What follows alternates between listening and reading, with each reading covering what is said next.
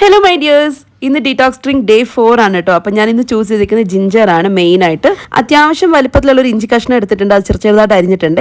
ഇനി ഇത് ജാറിലേക്ക് ഇട്ട് കൊടുത്തിട്ടുണ്ട്. എന്നിട്ട് ഞാൻ ഈ ഒരു ഗ്ലാസ്സിലാണ് കുടിക്കാൻ പോകുന്നത്. അപ്പോൾ ഈ ഒരു ഗ്ലാസ്സിൽ 3/4 ഗ്ലാസ്സോളം ഞാൻ കുടിക്കുന്നുണ്ട്. അപ്പോൾ അതുകൊണ്ട് കുറച്ച് വെള്ളം ഒഴിച്ച് ആദ്യം ഒന്ന് അരച്ചെടുത്തിട്ടുണ്ട്. ഇനി ഇതിലോട്ട് ബാക്കിയുള്ള വെള്ളം കൂടി ഒഴിച്ചിട്ട് ഒന്നും കൂടി ഒന്ന് അരച്ചെടുക്കുകയാണ്. ഏകദേശം 3/4 ഗ്ലാസ് വെള്ളമുണ്ട്. അപ്പോൾ ഞാനിതൊന്ന് ഗ്ലാസ്സിലേക്ക് ഒഴിച്ചു കൊടുക്കാൻ പോവാണ്.